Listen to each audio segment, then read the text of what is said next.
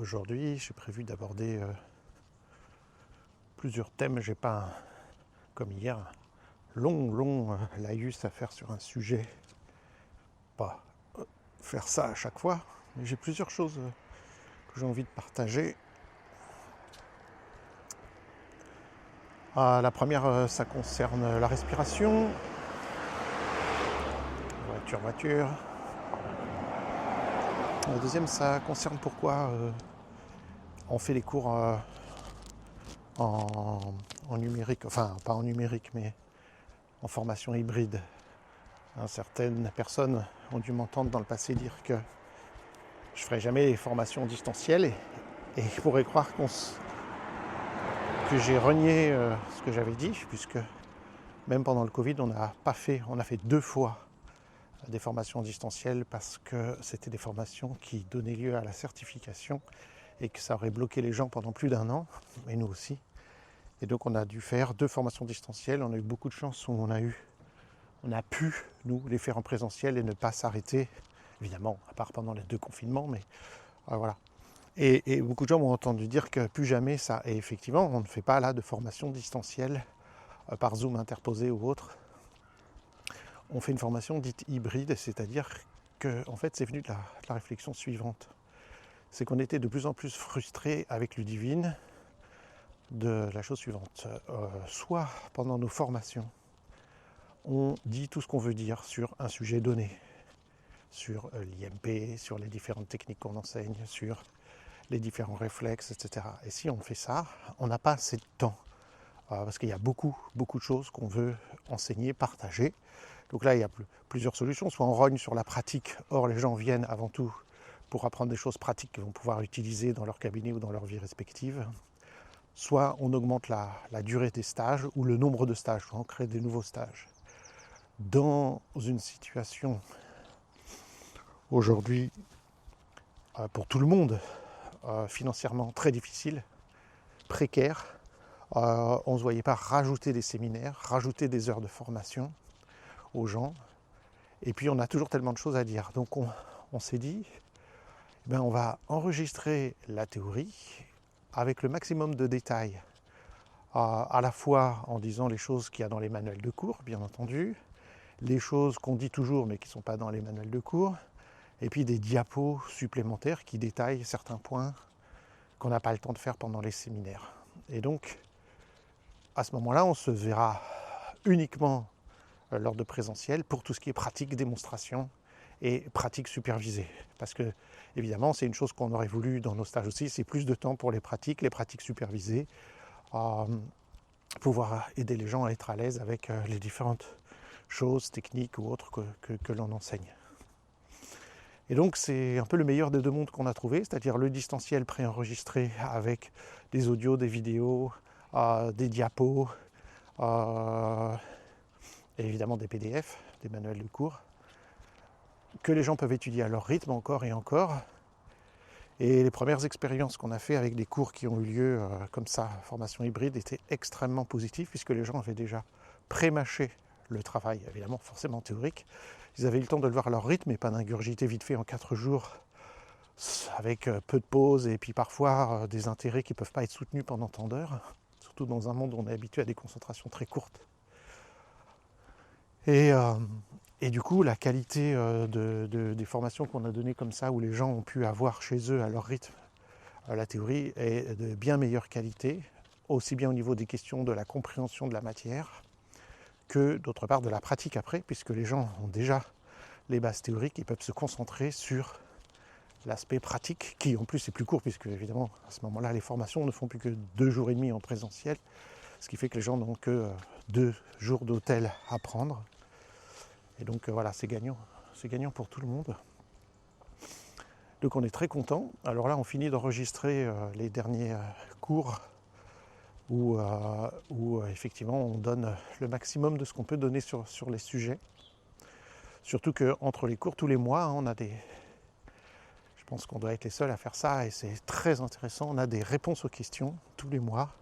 Les gens ont des visios gratuites où ils peuvent poser leurs questions, parler de la pratique qu'ils ont de l'IMP, etc. Donc on est très content de cette formule hybride. pour la qualité et de ce que les gens vont retenir des formations en IMP. D'ailleurs, ceux qui ont déjà suivi des cours avec nous ont tous eu accès, des milliers de personnes, on a envoyé je crois à 2000 mails gratuits à la formation de l'alphabet du mouvement, qui est la plus riche d'un point de vue contenu en termes de théorie, d'audio, de vidéo qu'on a pu faire. Donc ça, tout le monde a pu y avoir accès gratuitement, alors que c'est vrai qu'on a fourni des centaines d'heures de... Il n'y a pas des centaines d'heures à suivre, mais nous, de travail pour aboutir à ça. Et puis là, on vient de terminer, qui est en ligne déjà depuis quelques jours, Connexion primordiale. Là, on va faire payer, je crois, 70 € pour les gens qui ont déjà suivi le cours, pour le travail qui a été fourni immense. Il n'y a pas de nouveauté par rapport au programme du cours, mais au niveau pédagogique, il y a des petites choses supplémentaires. Et puis, on prend plus le temps d'expliquer les choses qu'on a pu le faire dans le passé, dans les cours, où les gens ont eu accès. Voilà, et puis là, on a terminé la kinésphère, dans lequel là aussi il y a pas mal, il y a des nouveautés, hein, effectivement. Alors là, j'entends un gros bruit de camion qui doit nettoyer. Vous allez m'excuser, on va faire une petite pause. Un camion de fuel, je vais le passer, je vais accélérer.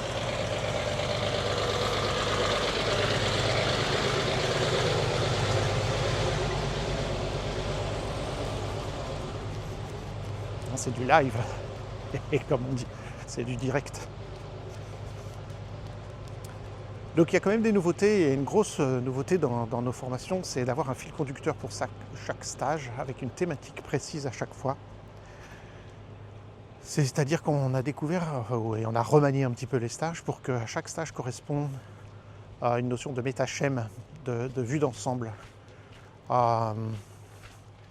Je vous en dis pas plus, mais par exemple, connexion primordiale, c'est le métachème de je me mets debout. Comment le bébé passe debout et tous les réflexes qui se connectent pour se mettre debout. De telle sorte que quand on va pouvoir travailler après, chaque séminaire, ce sera quel objectif on a dans chaque séminaire en termes de développement, au niveau développemental. Pour la pratique, c'est beaucoup mieux, ça donne une vue d'ensemble de comment les réflexes se connectent entre eux, les schèmes, les différents schèmes, etc. Donc là, on a quelque chose qui intellectuellement est beaucoup plus satisfaisant et qui correspond à quelque chose au niveau développemental. Et ça va permettre aussi aux gens de travailler avec leurs clients par notion de schèmes globaux. Et donc ça aussi, c'est extrêmement passionnant. Donc chaque séminaire, on a comme ça une vue d'ensemble métachamique, on pourrait dire. Donc voilà, c'est ça, le séminaire qui s'appelait avant la symphonie des réflexes, s'appelle maintenant latéralité, apprentissage et vision. Et là, il y a beaucoup plus de choses où j'ai pu expliquer pas mal de choses qui viennent de tout mon passé par rapport à l'apprentissage, le travail sur la vision et sur la latéralisation. Et ça donne une vue d'ensemble à l'IMP qui change tout, hein, les gens nous le disent. Par rapport à d'autres approches réflexes où on se contente d'enseigner des réflexes, là on a une vue très très large avec tout ce qui est... Parce que les réflexes, c'est, comme on dit toujours, comme tout le monde dit toujours, et c'est la vérité, c'est le bas de la pyramide. Donc on s'occupe du bas de la pyramide, des schèmes moteurs primitifs. Mais il ne faut pas oublier tout le reste de la pyramide. Donc si on se contente de travailler avec les réflexes, on travaille le bas de la pyramide, c'est super. Mais il y a tout le reste de la pyramide. Alors il y a les professionnels qui travaillent sur... Tout le monde travaille sur différents étages. Mais on a intégré tout un tas de choses qui permettent de travailler sur les différents niveaux de la pyramide, et en particulier sur le niveau le plus élevé, qui est chez l'être humain la mise en place d'une latéralisation avec des dominances œil, main, pied, oreille, et comment tout ça fonctionne pour favoriser nos apprentissages. Et n'oublions pas qu'en IMP, on définit la vie comme apprentissage, c'est-à-dire qu'on considère que quelles que soient les difficultés qu'on rencontre dans la vie, les défis qu'on rencontre dans la vie, qu'ils soient d'ordre corporel, physique, posturaux, d'ordre émotionnel ou d'ordre cognitif, apprentissage ou autre, donc professionnel, personnel ou autre, tous ces défis sont des situations d'apprentissage. J'ai mal au dos en ce moment, c'est réel, hein, c'est mon cas. À l'heure actuelle, j'ai eu un méga lumbago ce mois de septembre qui m'a cloué littéralement au tapis pendant 10 jours, c'est-à-dire que pendant 10 jours de ce mois de septembre 2025, je n'ai pas pu me lever du tapis du salon où je suis resté pendant 10 jours, et jour et nuit, pouvant vers la fin me mettre à quatre pattes et faire quelques petits mouvements, mais j'étais cloué.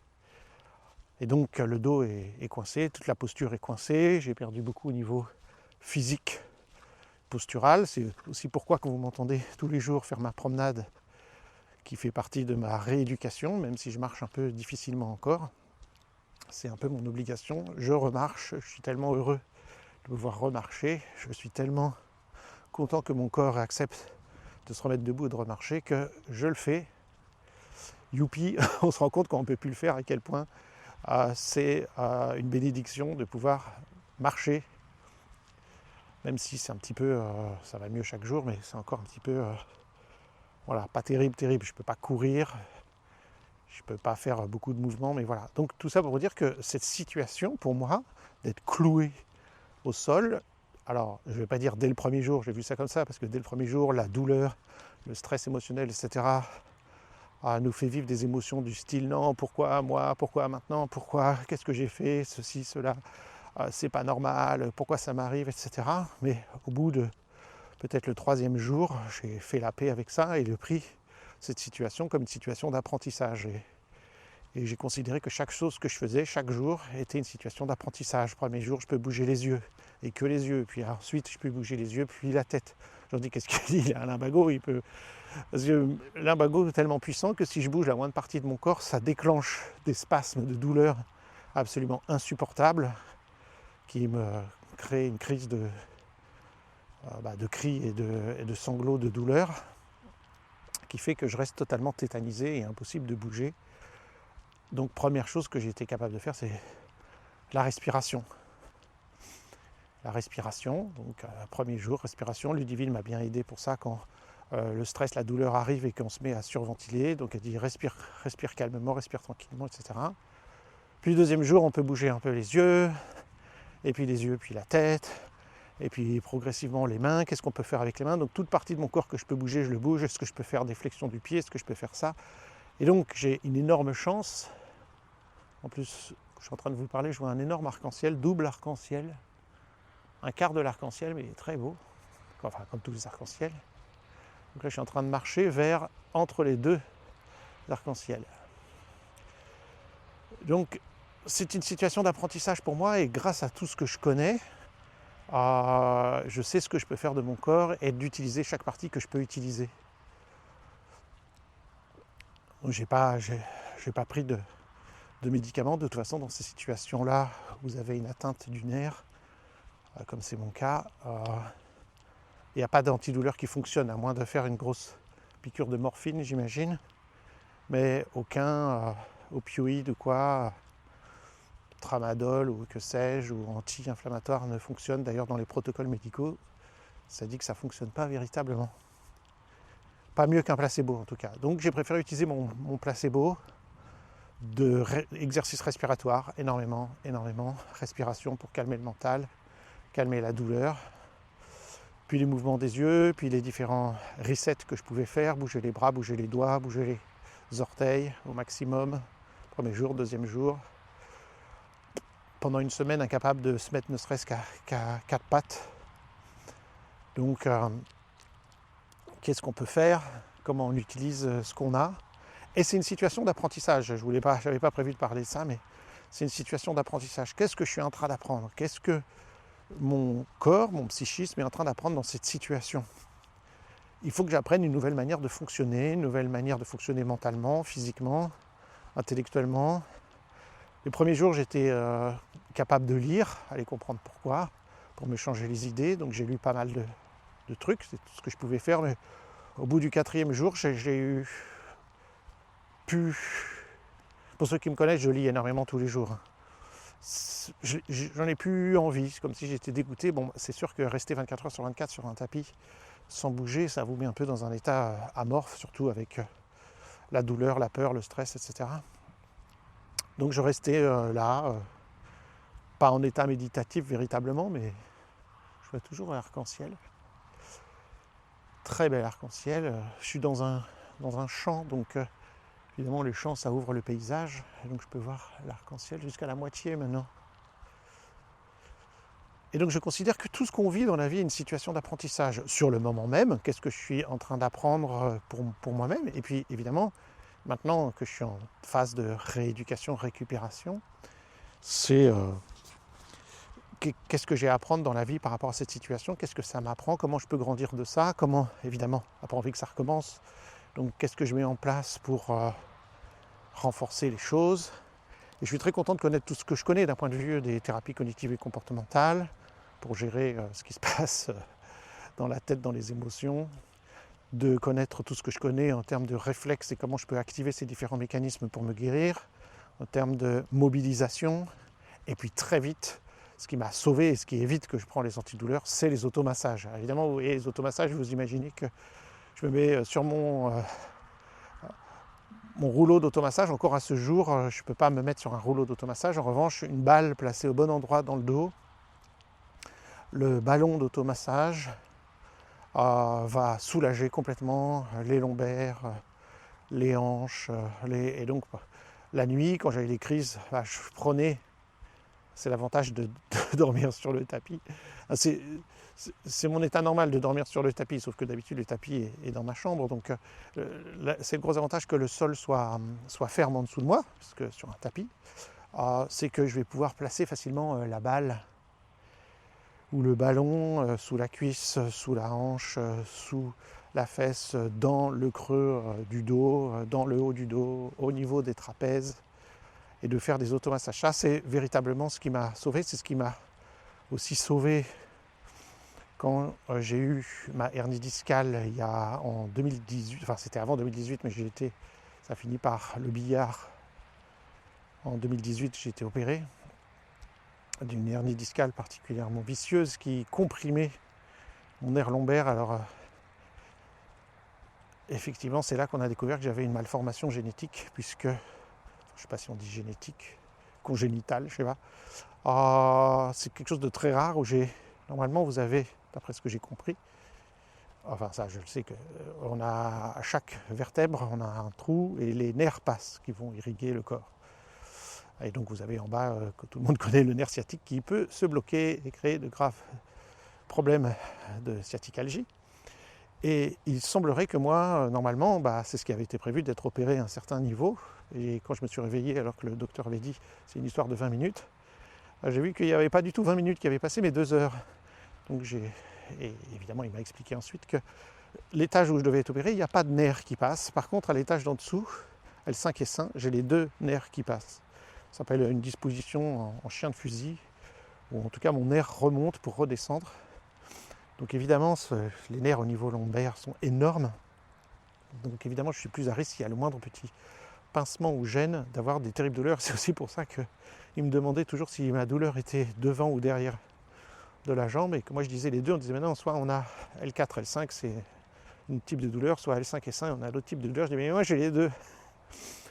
Et voilà, donc j'ai appris beaucoup de choses sur moi, sur le fonctionnement, sur le rapport à la douleur, etc. Et à l'époque, quand je dis que ça m'a sauvé, c'est pas que ça m'a sauvé littéralement, on pourrait dire que c'est la chirurgie qui t'a sauvé, et c'est la vérité. Mais ce que je veux dire, c'est que si j'avais pas eu les balles d'automassage, j'aurais carburé, et je pense que je serais devenu extrêmement accro aux antidouleurs. Et en particulier, dans ce cas de douleur, comme je le disais tout à l'heure, il n'y a que, je pense, la morphine à dose relativement élevée qui fait effet. Et donc c'est sûr que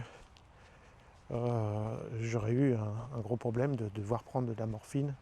Je sais que c'est pas forcément la meilleure chose à faire. Donc j'ai pu passer ces semaines et même ces mois de douleurs extrêmement violentes grâce aux automassages, au fait de pouvoir libérer les choses. Alors évidemment, ça ne guérit pas le problème, mais les muscles se tétanisent, les muscles se contractent, la respiration se bloque, on est en douleur, on est en peur, on est en stress.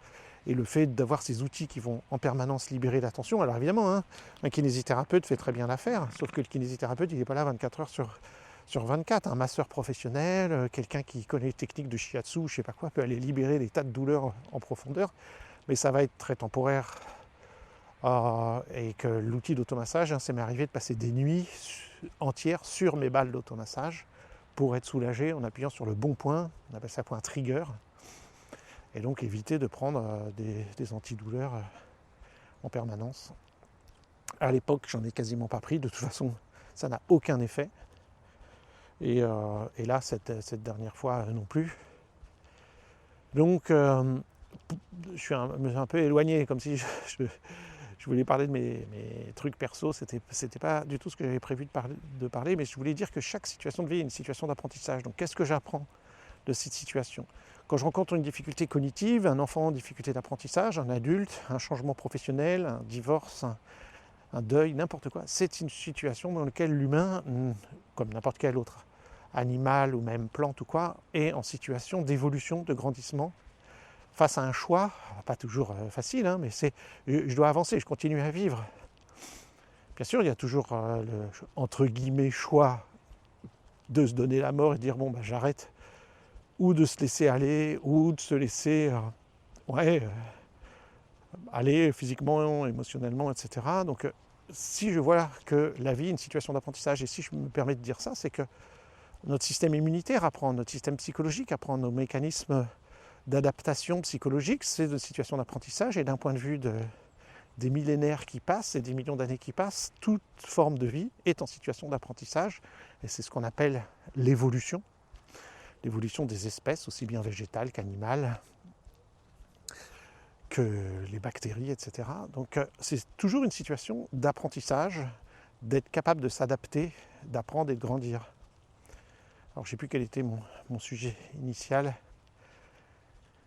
mais voilà, je considère qu'on est en situation d'apprentissage et que se donner les moyens, ah oui, je me rappelle maintenant, en IMP, de pouvoir parler de ça, de comment on apprend, quels sont les mécanismes de l'apprentissage, comment on peut soutenir, accompagner, puisqu'on est des accompagnants en intégration motrice primordiale, c'est le titre qu'on se donne, comment on peut accompagner les gens en tant qu'être humain, accompagnant un autre être humain, comment les accompagner dans la vie, dans ce processus d'apprentissage qu'est la vie. Voilà.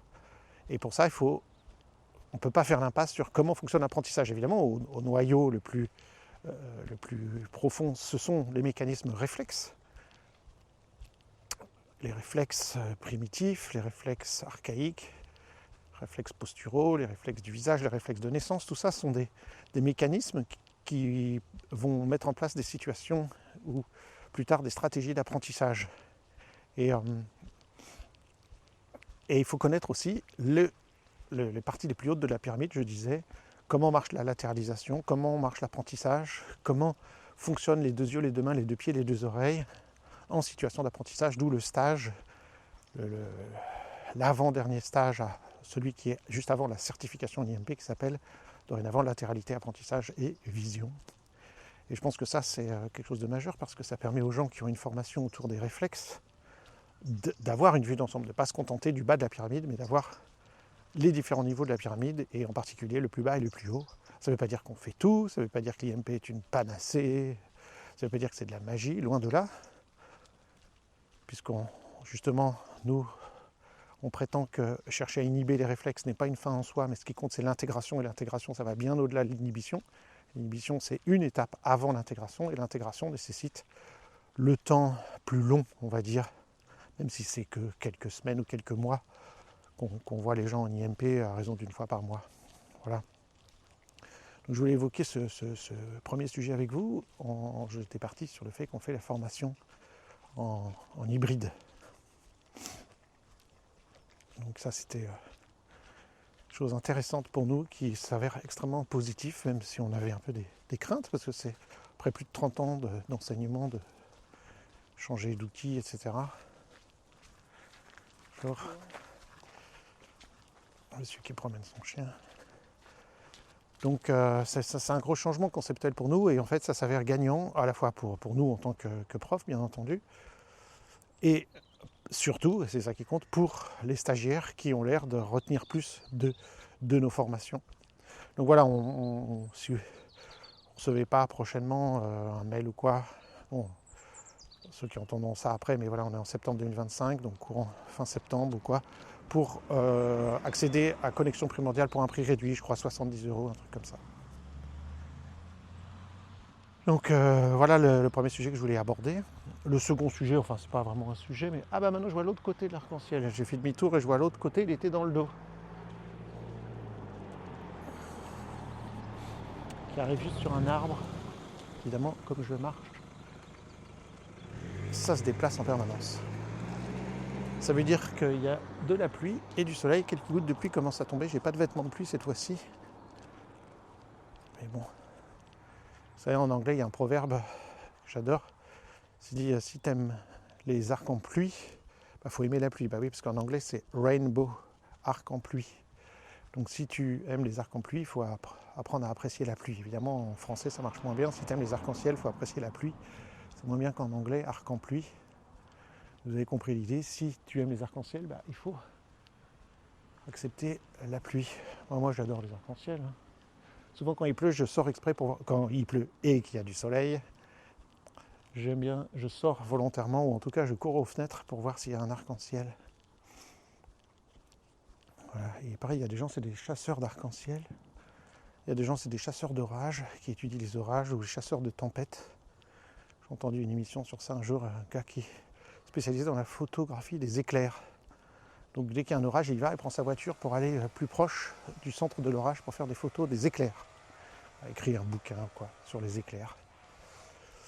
Alors l'autre sujet, c'est hier je parlais dans le podcast, le numéro précédent, de volume expiratoire maximal sur une seconde, qu'on appelle VEM1 ou VEMS, S pour seconde, ou 1 pour une seconde. Souvent c'est employé en anglais, mais bref. Et j'ai déjà évoqué hier le fait que parfois on veut travailler la respiration en gonflant le ventre ou en cherchant à inspirer au maximum, alors que ça ne va pas du tout marcher pour ça. Alors quand on sait que c'est un des critères les plus importants sur la longévité, et là c'est des statistiques assez importantes, hein. Si vous avez une perte, alors là j'ai pas les chiffres, mais on peut les trouver facilement, il y a beaucoup d'études scientifiques, genre vous perdez 20% de votre volume expiratoire maximal en une seconde, et vous avez 30 à 40% de plus de chances de mourir dans l'année par rapport aux gens du même âge qui ont une VEM1 dans la norme, quoi. Donc c'est assez énorme, c'est assez important. L'idée, c'est si je ne peux pas souffler mes bougies d'anniversaire d'un coup, ça ne va pas aller. Alors évidemment, c'est compliqué parce que plus on vieillit, plus il y a de bougies d'anniversaire et plus le souffle serait court. Donc évidemment, il faut s'entraîner chaque année de sa vie pour que chaque année, je puisse souffler d'un seul coup toutes mes bougies d'anniversaire. Alors évidemment, à 100 ans, il va falloir avoir du coffre et du souffle. Mais c'est ça l'idée. Chaque année, je suis capable de souffler d'un seul coup mes bougies d'anniversaire. En un seul souffle, mes bougies d'anniversaire. Alors l'idée, l'idée principale, c'est d'arriver à relaxer le diaphragme, à détendre le diaphragme. Ça, c'est parce que la vitesse expiratoire maximale, c'est de souffler d'un coup. Et ça peut fonctionner que si le diaphragme se relâche complètement. Donc évidemment, c'est très intéressant de faire des exercices respiratoires, inspiratoires, travailler l'amplitude et tout, pour des tas de raisons de santé, de sport, de capacité apnéique ou autre, et évidemment c'est très important, mais ce n'est pas la même chose que d'apprendre à se relâcher le diaphragme. Alors évidemment, on pourrait dire, relâcher le diaphragme, on va faire des tas de trucs, et nous on va enseigner effectivement des techniques pour relâcher le diaphragme lui-même, par des massages, des manipulations, des trucs, mais sauf que le diaphragme, on peut le dire en allant un petit peu vite, qu'il est accroché quasiment à tous les autres muscles du corps. Il est un peu au centre d'une toile d'araignée qui serait l'ensemble des tissus du corps. Donc le diaphragme est au centre de ça. Ce qui veut dire que si, alors ça marche dans les deux sens, hein, les kinés, les profs de yoga, de tai chi et surtout les ostéopathes nous disent ceci: si j'ai des tensions quelque part dans mon corps, que ce soit au niveau de la nuque, des pieds, des mollets ou du dos, ça vient affecter le tonus du diaphragme et donc ma respiration. Et si j'ai des difficultés au niveau du tonus du diaphragme lui-même, ça va affecter l'ensemble de ma posture, ça va se retrouver partout.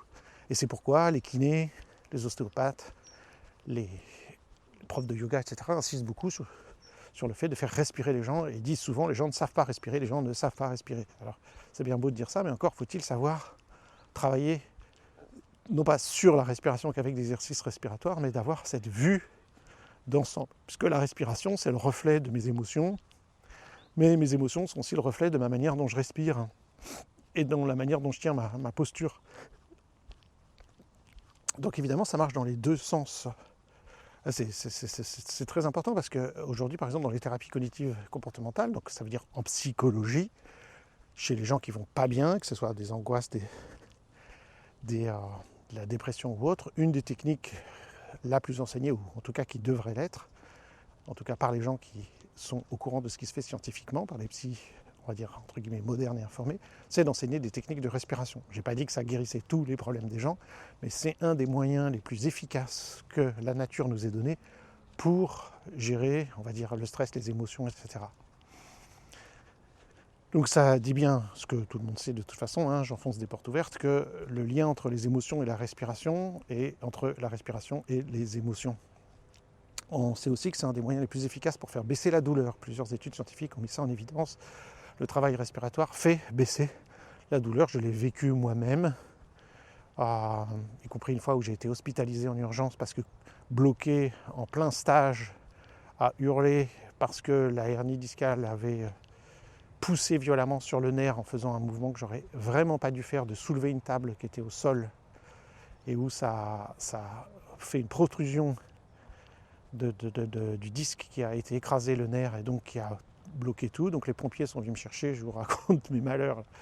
Et là, en attendant que le médecin arrive, une infirmière venait de faire un stage de sophrologie et m'a fait respirer. Elle ne pouvait pas donner de médicaments, donc le médecin ne m'a pas vu. En fait, au départ, les pompiers pensaient que j'avais fait une crise cardiaque.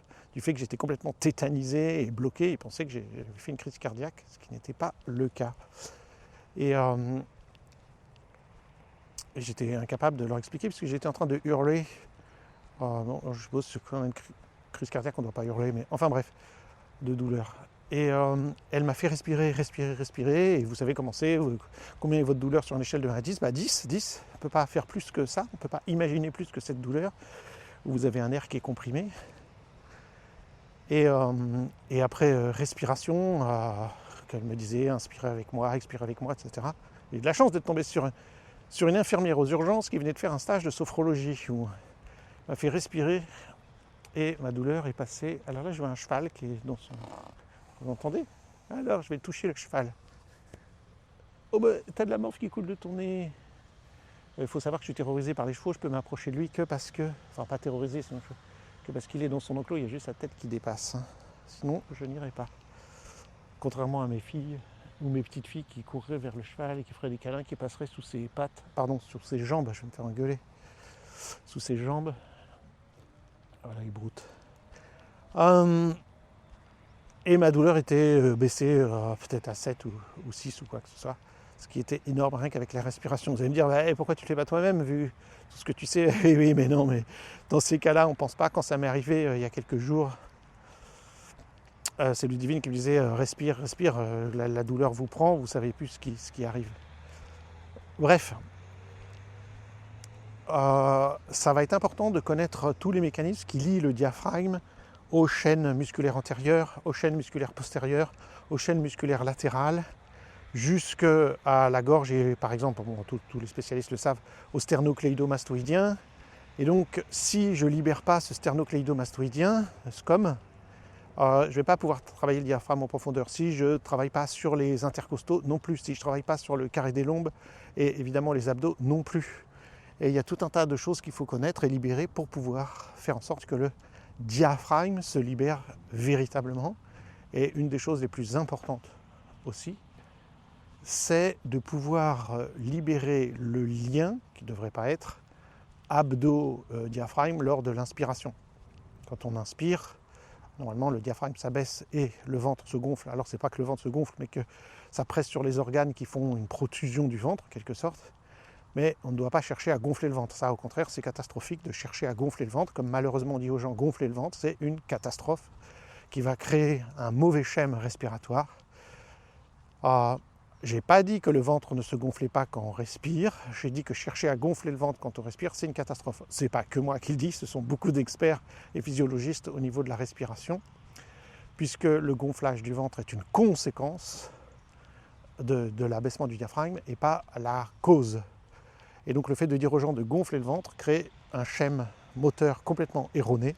Alors j'ai appris ça de Paul Denison qui a mis au point une technique dans les années 80. Moi je l'ai rencontré début des années 90, c'est là que je me suis formé, je suis devenu instructeur de l'approche de Denison.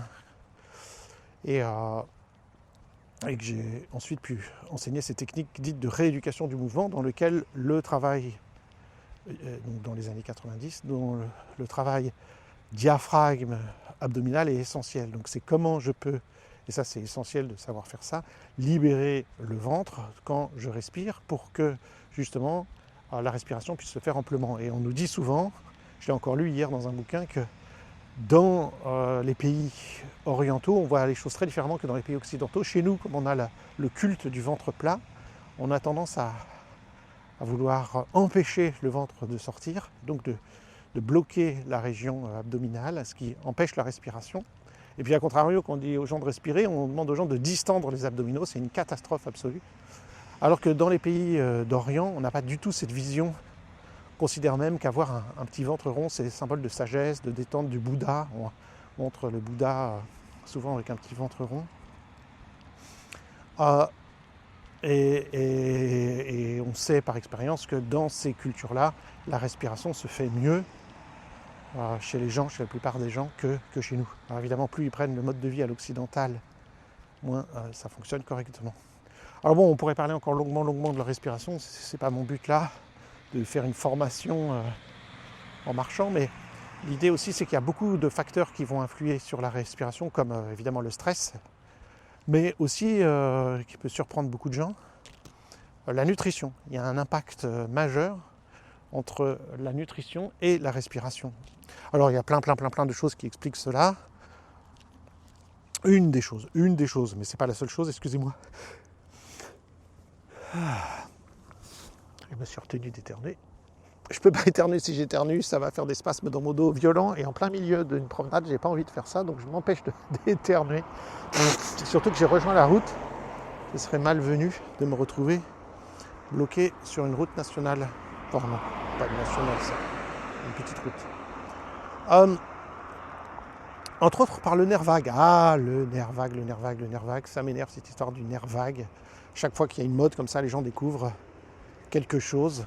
Excusez-moi, je vais faire... Alors d'abord, je vais laisser passer un tracteur et un cortège de voitures. Et après, on va parler du nerf vague, mais j'en ai pas pour longtemps, je vais bientôt rentrer. On a plein de choses à faire aujourd'hui avec Ludivine. Je ne vais pas faire une extrêmement longue promenade.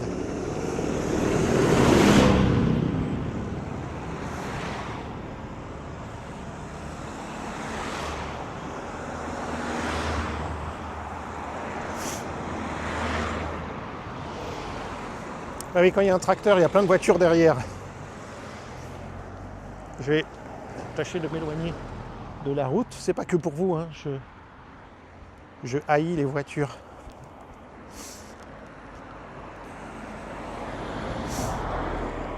Pas juste quand je fais ma promenade, hein. C'est une constante depuis que je suis gamin. Voilà. Un peu éloigné. Alors, bon, le nerf vague. Bon, allez, on a 12 paires de nerfs crâniens. Ça me fait marrer cette histoire du nerf vague parce que, non pas que c'est pas important, les travaux de Porges ont mis en évidence apparemment un nouveau rôle du nerf vague qui est très important à prendre en considération, qui est la mise en relation. Avant, on parlait que du système sympathique-parasympathique, et puis là, avec fuite-lutte, etc. Et puis là, on a découvert ce nouveau rôle qui est de mise en relation, bref, avec le rôle du ventral, du dorsal, bref. C'est très intéressant, hein, je ne renie pas ça du tout, mais on a 12 paires de nerfs crâniens, ils fonctionnent tous tout le temps. Tout d'un coup, les gens veulent activer le nerf vague, mais si vous n'activez pas le nerf oculaire, le nerf auditif, n'importe quel nerf que vous n'activez pas, vous allez avoir un grave problème dans la vie, et on les active tout le temps. C'est comme on disait avant, ouais, moi je suis cerveau droit, je suis cerveau gauche, on est 100% les deux cerveaux tout le temps, même quand on dort. Le cerveau ne s'arrête jamais, et il n'y a pas de dominance cérébrale, contrairement à la latéralisation, qui est une particularité de l'être humain, où on a un œil, main, pied, oreille dominant. C'est pas le cas pour le cerveau.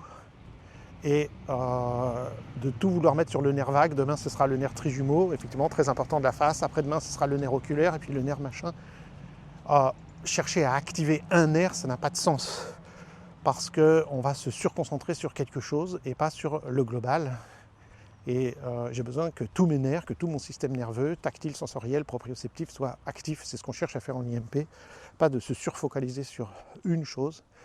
Et c'est important de connaître chacune de ces choses, hein. C'est important d'étudier le nerf vague, mais il est tout aussi important d'étudier tous les autres paires de nerfs, même si le nerf vague a beaucoup de rôles. Bref, le nerf vague est effectivement connecté au système entérique, aux intestins, au système digestif. Et oui, 20% des informations, enfin le nerf vague c'est 20% d'informations descendantes, c'est-à-dire du cerveau vers le bas, et puis 80% des informations remontantes. Ça veut dire quoi? Ça veut dire que le nerf vague a beaucoup de rapports sensitifs et envoie beaucoup d'informations au cerveau. Et donc la santé du ventre, de la digestion, a un rôle majeur sur notre cerveau, nos humeurs, notre système immunitaire, que sais-je, nos émotions, si je ne l'ai pas dit, voilà.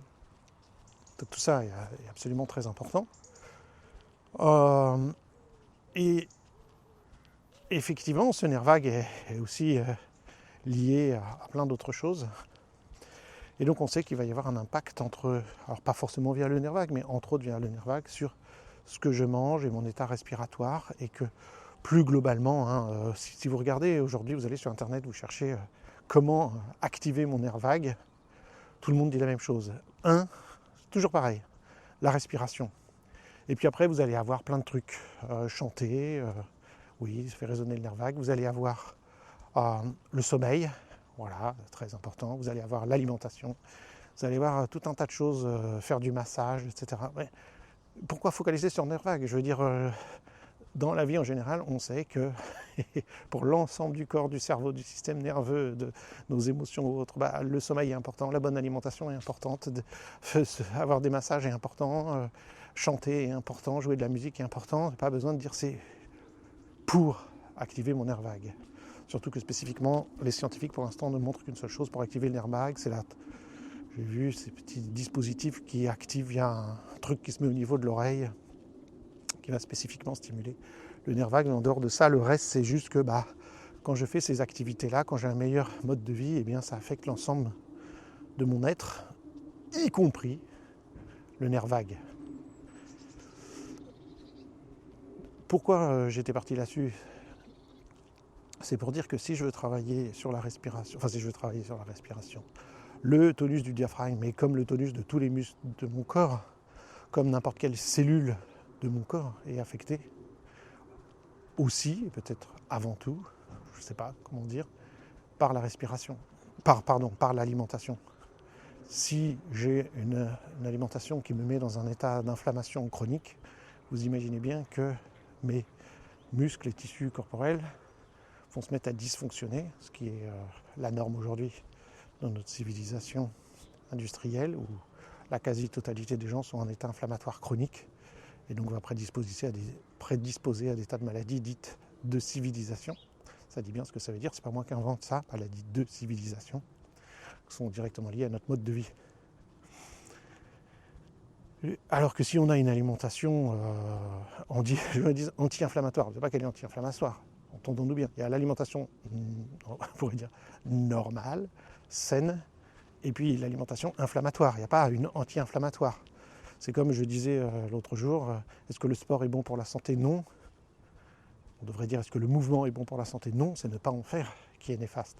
Donc notre état normal, c'est de bouger tous les jours. C'est notre norme biologique. S'en éloigner, c'est prendre un risque. Notre norme biologique, c'est d'avoir une alimentation naturelle. Ça ne vient pas dans une boîte.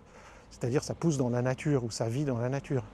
Tout ce qu'on mange qui n'est pas quelque chose qui vient directement de la nature, donc tout ce qui va être transformé. Aujourd'hui, on ose même parler d'aliments ultra transformés. Donc, tout ce qui est transformé s'éloigne de notre norme biologique et donc crée un état délétère pour la santé. C'est pas midi à 14h. Hein.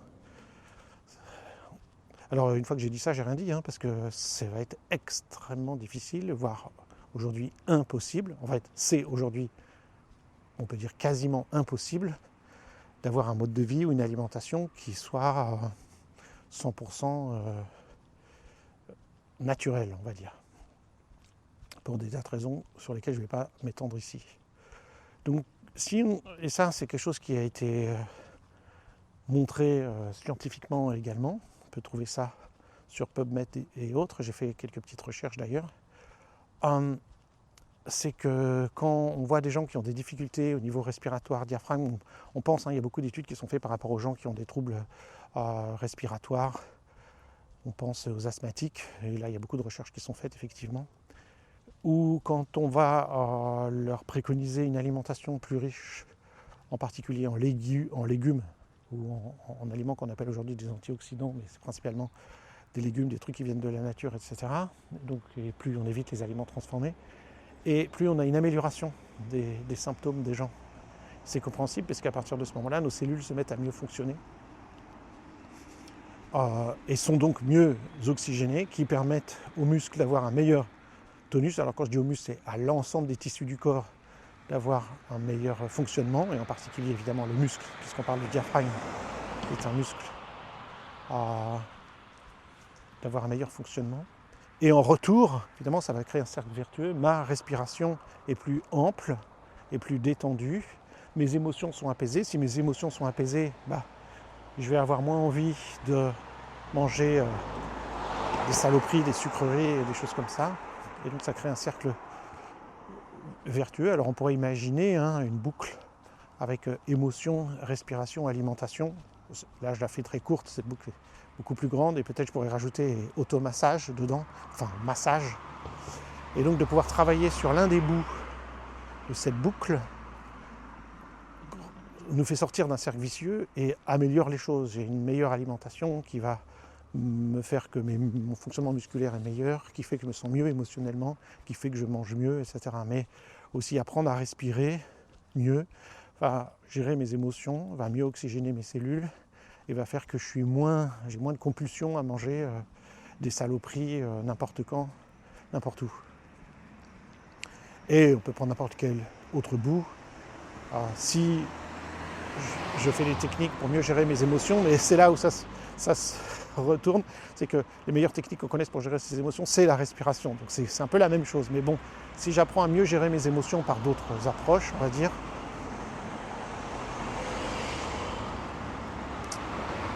là, je suis à un carrefour, vous l'entendez. Si j'apprends à mieux gérer mes émotions, ça va faire que je gère mieux mon alimentation, je prends plus soin de moi, je respire mieux, etc. Donc là, la clé, c'est bien sûr faire du sport, faire des exercices, marcher, courir, danser, est bon pour mon diaphragme. Je vais terminer sur ce sujet, puis terminer la promenade. Pour le diaphragme, alors, avant de terminer la promenade, je vais quand même dire, mais il faut apprendre aussi à détendre et relâcher pour que le diaphragme trouve son tonus allongé, long, complet. Donc ça, c'est très important. Mais je ne voudrais pas qu'on croie à l'issue de cette promenade que je pense que la respiration n'est que le diaphragme. Je parlais du diaphragme par rapport à l'expire et au volume expiratoire max. Et évidemment, le diaphragme, c'est un muscle de la respiration. Alors on dit souvent, je ne suis pas en accord avec cette terminologie, que le diaphragme est le muscle principal et puis qu'il y a les muscles respiratoires accessoires, on les appelle comme ça, accessoires, dont les intercostaux, les sternocleidomastoïdiens, les scalènes, etc. Non, tous les muscles du corps, presque tous les muscles du corps sont impliqués dans la respiration, soit à l'inspire, alors on devrait dire la ventilation, je sais. La respiration, c'est l'échange cellulaire qui se fait. Quand vous arrêtez de ventiler, si je bloque ma respiration, je continue à respirer. Les plantes ont aussi des processus de respiration, donc je sais qu'il ne faut pas confondre les deux. Là, je parle de la ventilation, qui est l'acte de, entre guillemets, gonfler les poumons ou vider les poumons. La respiration, c'est ce qui se fait au niveau cellulaire, mais dans la terminologie commune, on se comprend bien quand je dis respiration, mais on devrait dire ventilation. Bref, les muscles responsables de la ventilation sont tous les muscles du corps. Et vouloir se surfocaliser sur le diaphragme ou sur tel ou tel muscle, c'est une erreur. C'est une erreur grave qu'on retrouve très souvent, que ce soit parfois chez certains professionnels, que ce soit des profs de yoga, des kinés ou autres. Et il est important d'avoir cette vue d'ensemble. C'est comme pour tout, de toute façon c'est bateau. On ne peut jamais travailler que sur une chose, il faut toujours avoir une vue d'ensemble.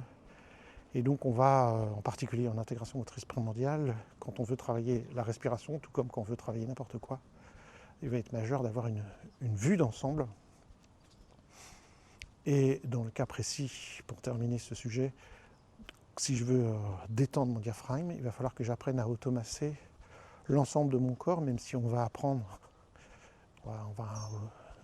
à masser des régions clés, évidemment, en lien avec les respirations, mais on ne peut pas faire l'impasse de certaines zones corporelles et d'apprendre de toute façon, en règle générale, à savoir faire ce que j'aime bien appeler un peu la toilette des tissus et de s'assurer régulièrement, peut-être 1 ou 2 fois par semaine, plus ou moins selon nos besoins, notre âge, nos niveaux d'activité ou d'inactivité, à faire un peu le tour de où en sont mes tissus. Est-ce que je suis en train d'accumuler des tensions avec mon mode de vie aujourd'hui? Et parfois, je vais découvrir que j'ai des tensions au niveau des pieds, des fois au mollet, des fois au dos, des fois au cou, des fois dans les mains, les bras, etc. Donc voilà les 2 sujets que je voulais aborder aujourd'hui. J'ai fini mon petit tour. D'une part, on est très content de la formation hybride, de la raison pour laquelle on a fait cela, et d'autre part, comment détendre le diaphragme et la respiration. Souvent, avant de faire quelque chose, c'est bien d'apprendre à détendre, à relaxer, pour accueillir le nouveau et le changement.